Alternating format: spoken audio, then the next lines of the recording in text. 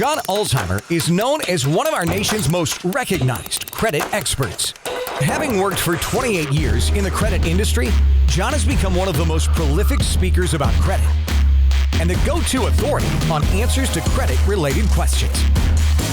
Credit Countdown with John Ulzheimer.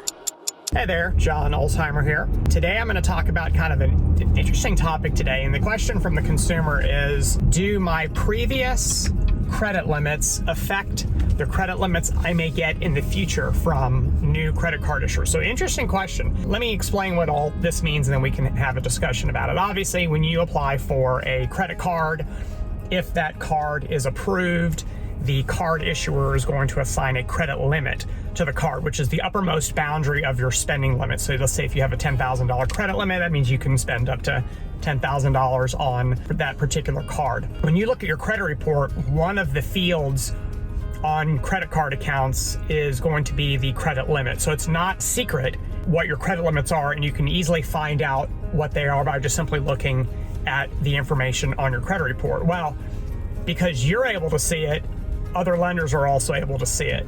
So for example, if I am a competing credit card issuer and I want to make you what's called a firm offer of credit, if I see on your credit report that you have a bunch of credit limits that are $5,000, $7,500, kind of in that range, I may offer you a $15,000 credit limit. Maybe that's appealing to you because it would be the highest credit limit that you have in your inventory of credit cards. And it cuts both ways, right? If I'm a smart credit card issuer and I see that you have a bunch of $10,000, $15,000, $20,000 limits on your credit report, if I offer you $5,000, it's almost an insult.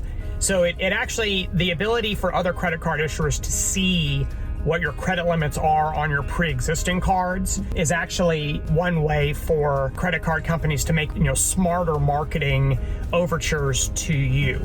Now, one of the things to consider is, what if I have X amount of credit limits and I apply for a new card? Am I more likely or less likely to get approved? Because think about it, if you have $50,000 of credit limits and a lot of that is actually being used in the form of a balance, being the next credit card issuer in line is very risky.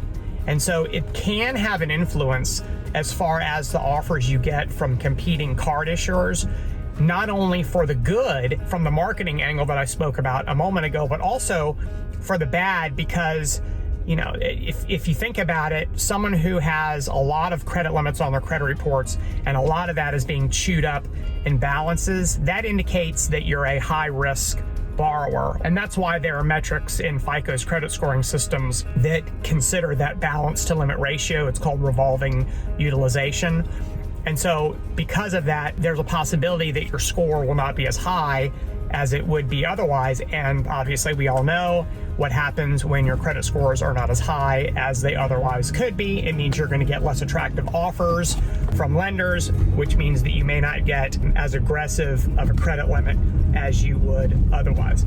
So how do you deal with this? Well, obviously the way that you deal with this is when you apply for credit, it's probably not a bad idea to pull your credit reports in advance just to make sure you have an understanding of what your credit reports look like and what your credit scores are. It's not hard to find credit scores these days. In fact, there are so many places where you can get them at no cost that you don't need to buy them.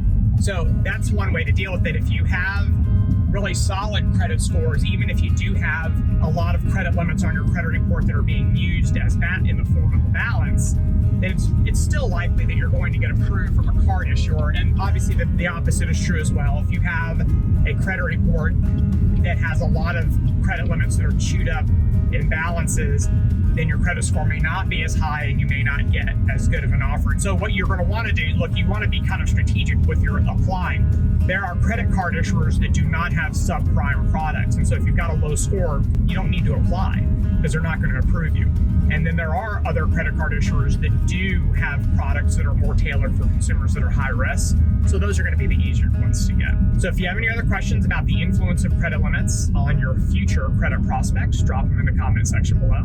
Have a great rest of your day, and we'll talk again soon. For more videos and credit tips from John Ulzheimer, go to www.tradelinesupply.com.